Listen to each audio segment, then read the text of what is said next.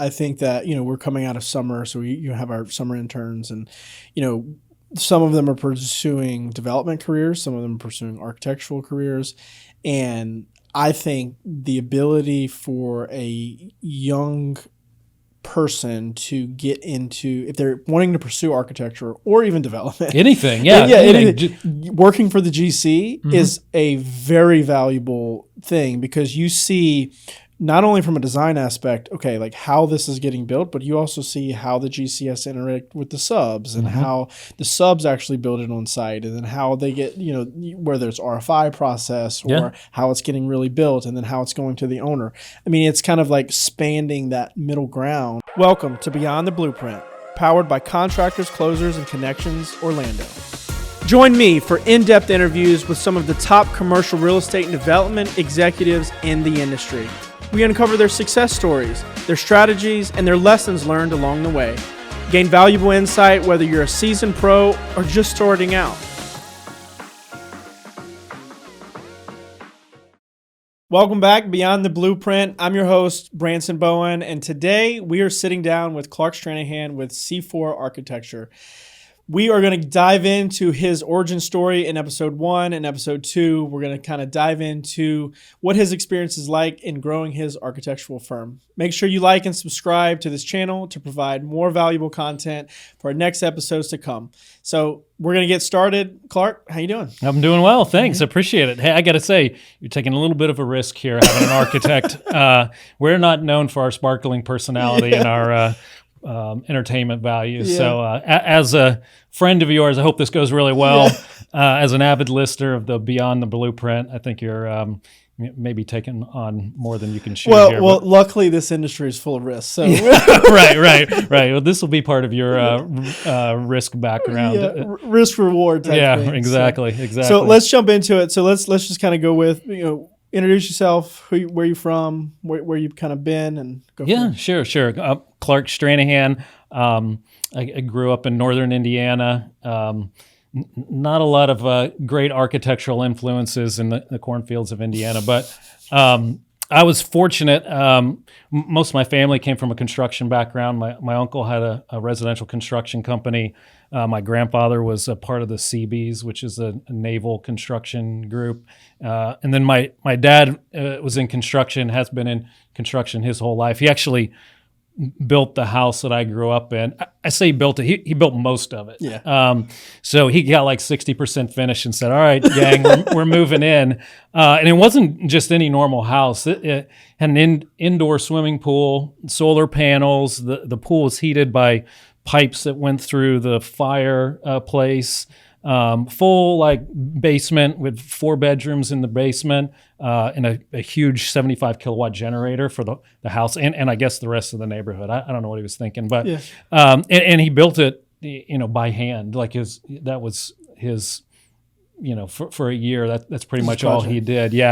But it was a good somewhat of an experience for me. I mean, we moved in the house, it wasn't finished yet, so I'd lay in my bed at night and stare up at open web wood floor joists, and you can kind of see the inside carcass. Did you at least have heat? Oh, we had heat. Yeah. We had we had the fireplace, and it had a heat pump, which most houses in Indiana don't have the ground source water heat pump. So it was a little ahead of its time. My light switch controlled my bedroom and my brother's bedroom, which upset him to no end. So, but the good thing about my family, what I think I recognized pretty early on is not just my uncle, my grandpa, and my father, even my grandma and other people. They're craftsmen, craftspeople. They took a lot of pride in their work. A lot of times. And I worked for my uncle in his construction company for a while, and his specialty was vinyl siding and replacement windows, which is not at all glamorous, right? But I would work with him, and he would go the extra mile to make just the little details look as good as they possibly could. He could have bought his own vinyl J-mold, but he would make his own aluminum, and we would with aluminum break like make these weird origami shapes that just fit perfectly. And my grandfather was a woodworker. He and his brother built a sawmill on the farm. So he would go out and cut down trees, literally drag them back to the farm, saw them up, dry them out, and then had a huge wood shop. And he would just make just the finest furniture, all, super detailed dovetail joinery, and always had, the wood was always stained natural. So he wanted you to be able to see exactly, what nature had produced. And so it was all, clear. You could see walnut, cherry, whatever it was. That's what he wanted you to see. Sure. And my dad was an electrician. All of his conduit pipe runs were just, perfect. And all the bends were concentric. And it was like, Dad, this is going to get covered up by a ceiling someday. Right. He's like, it doesn't matter. I'm doing it. I want it to be great. So with that level of design, you were kind of ripe for architecture. Yeah, I was like, well, I certainly don't want to be out, digging ditches my whole life.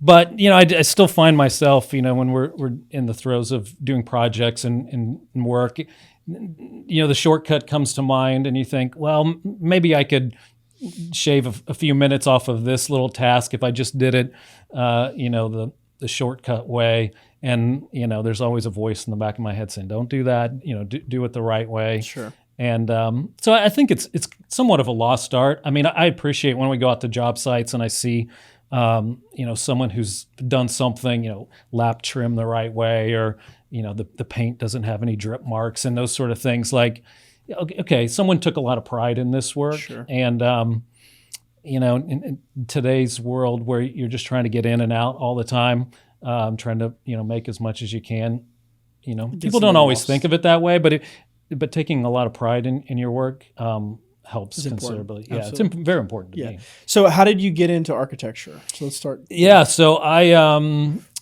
went to Ball State University, which is one of only 2 schools in Indiana that have an architecture program. I wanted to be an architect from the very beginning.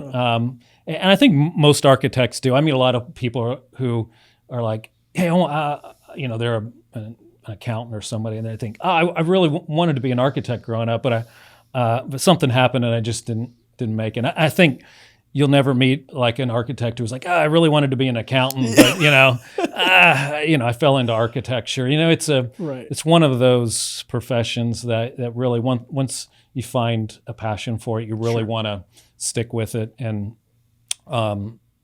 it's very, very fulfilling too. So I think everybody wants to see something that they create come to real life. Today's episode is brought to you by Bryce Knuth of Insurance Office of America. As a contractor or real estate owner in Florida, you've likely experienced the impact of rising insurance premiums year after year. With the challenging insurance marketplace, having a specialist who focuses on your industry is critical now more than ever before. If you'd like a second set of eyes on your current insurance program or don't have a relationship with your current broker, please contact Bryce Knuth at 407-697-6944 via call or text, or email bryce.knuth@ioausa.com. Don't let rising insurance costs catch you off guard. Reach out to Bryce today. So you went to school at Ball State, and then what happens after? So at Ball State, actually, I almost didn't graduate twice. They have a portfolio review program that was pretty difficult. Any architecture school is more of an art school for buildings. So it's a lot of right brain thinking, abstract philosophy, and all those sort of things, and that did not jive with me very, very easily. Growing up in a construction background, so we weren't thinking philosophically about what like this building, what does this house really want to be? No, it's like we know what it wants to be, right? It wants to be something somebody can live in. So it was, oil and water, two worlds kind of colliding there. And so that was a challenge for me. I understood the reason behind it, but it didn't fit me very well. But I ground my way through it, and I really enjoyed school more closer to the end when I kind of understood like there's a next level to this. This isn't what the profession is really going to be about for me. And so, yeah, graduated and went to work for a firm in Indianapolis, a big multidisciplinary firm, which was perfect for me because I wanted to experience as much of the profession as quickly as possible, and so I didn't necessarily get pigeonholed into something that I didn't really want to do, like a particular project type. And we had engineers and graphic design and things like that, which kind of gave me a good feel for what that sort of organization looks like. And then about 2 years into that, that firm was opening an office in Orlando, and they said, "Do you want to move?" And I said, "Yeah, sign me up." I could not wait. My wife actually wanted me to try to get fired from that job so we'd have a reason to move to Florida. But thankfully that didn't happen. Out. Yeah, right. Yeah, so we moved to Orlando. It was just a little bit scary. I mean, I was 2 years out of school, so sure. And I was working with people who had 30 years of experience, and always felt like I was learning more and more. Like every day, I felt as much as school really, honestly, only prepares you for about the first 2 weeks of work, if that. It gets you in the door, and then it's a whole new set of experiences. Yeah. I mean, they don't teach you how to. In school, we didn't learn the ADA, energy code, any building code really whatsoever, which is bizarro. But that's a design school for you. And then the building codes change. Yeah, no, everything changes. Yeah, we're constantly chasing new things. It's something about the profession that I was surprised about, is just how much there is to learn, and how every day gets more and more complicated. We have new building codes. We have new processes that get layered on top of our design work, whether it's energy, accessibility, environmental things. Mm-hmm. And so it's getting more and more complicated. So the barrier to entrance into an architecture business is more and more difficult, even for simple projects. And we do projects from restroom renovations up to multi-building campus environments, and even the small ones are ridiculously complicated. So what would you say to someone that's like looking into getting into architectural, so as you're mentioning, barrier to entry is becoming a lot higher, right? Mm-hmm. And so, obviously you've got to finish school, you got to get your architectural degree, you got to go to design school. How could someone kind of who's wanting to pursue some type of architectural career set themselves up now in order to prepare for what is to come once they get into their career?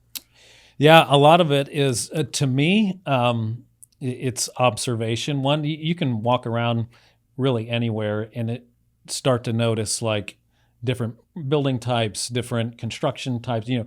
Show up on a construction site and just kind of look around. In fact, work for a contractor. I mean, that's one of the best ways to learn anything, is to actually do it, right? Yeah. So you end up with a different mindset when it comes to the design part of things. If you don't know how it's going to be built, it's hard to realize that every line on that piece of paper means something to someone, and every line that's not on the piece of paper means nothing to everyone, right? And so, I was fortunate working in construction coming up. Now I can feel like I know a little bit more about not just how buildings to go together, but how contractors and subcontractors work together, how to be a partner on a project, and not like the black cape architect who says that it's my way or the highway. You guys don't know what you're talking about. Historically, the architect has kind of been the master builder. Mm-hmm. But again, nowadays everything's so complicated. You couldn't do that. No one knows every single thing about every part and piece that goes into a building. So, but the more you can learn about, what's behind a piece of sheetrock, is it wood, is it metal, what goes into the electrical, mechanical systems, all those sort of things kind of just give you the basis of learning and knowledge that you just kind of carry around with you all the time. I would definitely agree to that. I think that, we're coming out of summer, so you have our summer interns, and, some of them are pursuing development careers, some of them are pursuing architectural careers. And I think the ability for a young person to get into, if they're wanting to pursue architecture or even development, anything, working for the GC is a very valuable thing, because you see not only from a design aspect, okay, like how this is getting built, but you also see how the GC has to interact with the subs and how the subs actually build it on site, and then how they get, whether it's RFI process or how it's getting really built, and then how it's going to the owner. I mean, it's kind of like spanning that middle ground between the trades. So I would say that piece of advice, getting involved with a contractor, even if you're a laborer, would be very valuable. Take a summer. And I mean, while you're young, you can sweat and, understand the interior guts of a building. I worked for a painter in college, commercial painter, and he taught me more about, business and hard work than paint. But I learned a lot about paint too. There's a lot more to paint than what you'd ever expect. But he was just such a hard worker. And that was something I took away from just that whole summer experience was, if this is what it takes to be successful as a contractor, we as, if you're not that contractor, you still need to respect that. Sure. These people are out, sweating their tushes off day in and day out.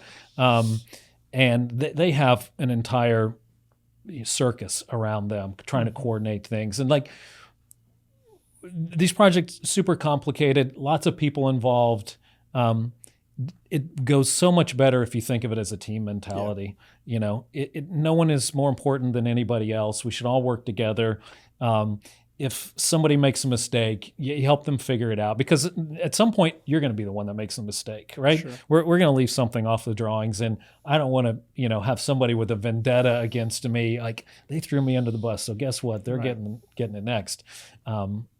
Everyone works together. The whole process goes a lot smoother. Yeah, I would say that the best projects that we've have is whenever the sub-consultants and us all are trying to work together, and there's an understanding. The worst are whenever it's like, oh no, this is our way. This is the way we've done it for 20 years. Yeah. We do a lot of design build, and that just, takes one of those sort of adversarial things out of the equation. The normal design bid build is just set up for people to knock heads. It is. And that's why it helps to work with people you've worked with in the past that have a good long-term mentality to their business, not burning bridges day in and day out. That's a hard way to go through life. Sure. Teamwork makes the dream work. I hate that, but that's what it is. So how did you get to Florida? So the company opened the office in Orlando, or it was in Lake Mary at the time. We opened the office on September 4th of 2001, which was a Tuesday. And we had an office building here in Orlando. We had one in Tampa that was ready to get rocking and rolling. And a week later, September 11th, shut it down. We weren't doing either of those. So that was a little bit scary, but not really. I had other work I was still doing for the office in Indianapolis. We had work all over the country doing some big distribution centers. And sure. And things kind of rebounded fairly quickly. By the next summer, it actually worked out. I wasn't licensed. I was still taking tests and stuff up until the next summer. And by the time we got to the next summer, we were doing work in Florida, and it kind of took off from there. So how did you get to C4?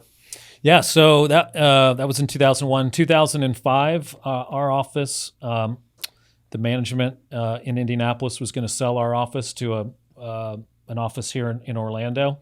They were kind of swapping offices. That my company had bought an Indianapolis office off of that company, and they were going to sell our Orlando office to them. But I had it in my mind that I really wasn't interested in working for somebody else any longer. I didn't necessarily think I was ready to not work for someone else, to be responsible for my own and my family. I had 2 kids and a mortgage and all that sort of thing. But I felt like it was the right time. Sure. And so I just went to the company and said, "Hey, you're going to sell this office to another company. Don't do that. Sell it to me. I mean, if you could sell it to them, but I'm going to go start my my office downstairs and I'm going to pick up, and you're just buying a room full of computers at that point. So they agreed, I think it was the right move. I had a partner in the deal then. I mean, we're partners, but I owed them money over time, so they didn't want to see me fail. Otherwise, I didn't get their money. And kept a good relationship with that company. We had one real good client and hung on to them for dear life. The good part of it was they had a bit of a revolving door. They had people, working with them, leaving, coming in, leaving. And so every time somebody would leave, we'd get a new client because they'd go to work for somebody else. Kind of just piggybacked off. Yeah, it was just like one after another. Oh, it was like building a web, like a spider web of connections. It wasn't that we really had any sort of marketing strategy whatsoever. We didn't have a website for ages and ages. So what's that experience like? Because you hear a lot of times, architects always at first they just want to own their own business. Was that something that you kind of? It is something I definitely wanted to do. Yeah. I was. Everybody's kind of under the impression that that's going to lead to me being able to take vacations and making more money and all that kind of stuff, and that is not the reality, right? It really leads to a lot of sleepless nights and hard work and plowing through, and but I felt like I wasn't going to be satisfied working for somebody else, sharing what I had learned and my hard work with them, especially since the company that I was working for and the company that was going to purchase us were headed by very good architects that were excited to be business people. And that I didn't feel like architecture was a business that you could business, quote unquote. It's about, designing good buildings, building relationships and that sort of thing. The first company had a vacation place that principal was a go-to. The second company had airplanes that they would fly around all the time. I was like, this isn't a corporate environment. We're not, a Fortune 500 company. We shouldn't be doing these things. We should be more of a co-op, actually, where the people who are in the company share in the benefits and really building a long-term growth strategy, which benefited everybody, not necessarily equally, but enough that everyone felt invested in the success of that firm. So that's what I really wanted to build. I mean, there is some correlation between designing a building and designing a business, right? You want a good foundation. You want all those, kind of parts and pieces that make the building function and aesthetically pleasing. You want the same thing for your business, and you want it to hold up over time and weather the storms and those sort of things. And that's what I was really interested in designing is. So what's business. That foundation for you? To me, it's the people and everybody in our current office right now is fantastic. And when we hire, I hire more for like the attitude, as much as the skill and that sort of thing. I want people who are hungry to be a part of a team, not people who are want to be kind of the lone wolf. It is a team mentality. And so the foundation is the people. It's really the only asset that we own. I mean, and you don't own your group, right? But the computers are worth nothing. The tables and the furniture and the lease is, that's $0 worth of value to that. Right. The real value is in the experience and knowledge and hard work of the folks that work bring. There. Yeah, absolutely. Right. So how, getting into Orlando and especially starting, like obviously you said that you had one client, you kind of hung to that client and then it slowly built. How did you go about building your network and your relationships here in Orlando to help grow C4 to what it is? I don't think I did a very good job at that, honestly. Like, one thing that I've kind of learned since then is to increase your luck, you have to increase your luck surface area. So, we had some luck along the way. There's no doubt about that. But attending things like the CCC events and those sort of things where you can really start to know people, and you may get absolutely zero work out of it, but people learn you. They learn what you're all about, and you learn them, and you kind of get your pulse on the state of the economy and other things in the city and what's going on. And our network strategy was nothing like that, really. It was, you kind of put your head down and you really focus. I was focusing on two things. One is the people that worked in our office, like making them as happy as possible, and then making your clients happy. One good networking scheme that we did was we try to make our clients as happy as possible, and then they become your marketing, your business development group. Most of our work comes from referrals. Very rarely does somebody say, "Hey, I got your phone number out of the Yellow Pages," or "I Googled you." Those are probably the clients you're like, "Oh, I don't know if I want to necessarily work so much with somebody who's Googling, Orlando architect, that sort of thing." Because Orlando's just a small town, it's a small, big town. It is.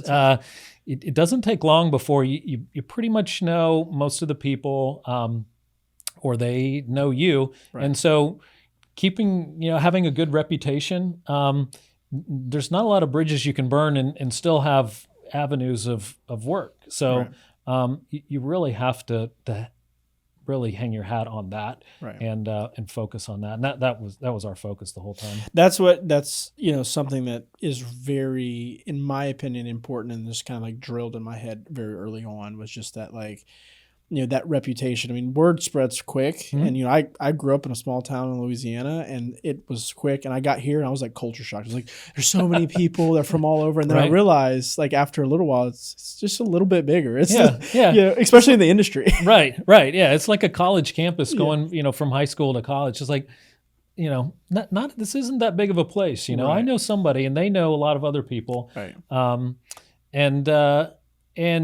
And you get to find, and then you find the people that you really match with. Right.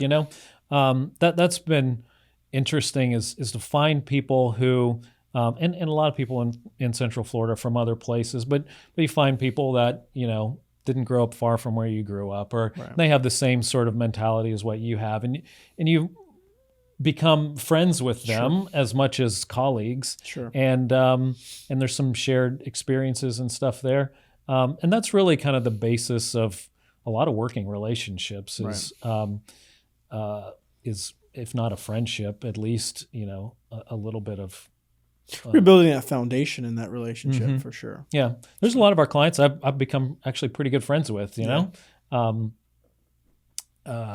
they're good people. And it makes some of the hard times a little bit easier. It's like, you're my friend first, so I'll bend over backwards in a business relationship to make sure that you stay happy, because I don't want to lose you as either, but I certainly wouldn't want to lose a friend. So yeah, no, absolutely. So we're gonna jump into episode 2, talk about C4 and kind of where you guys are going. Good. So we'll wrap this up. Beyond the Blueprint, I'm your host, Branson Bowen. Stay tuned for episode 2 with Clark Stranahan at C4 Architecture.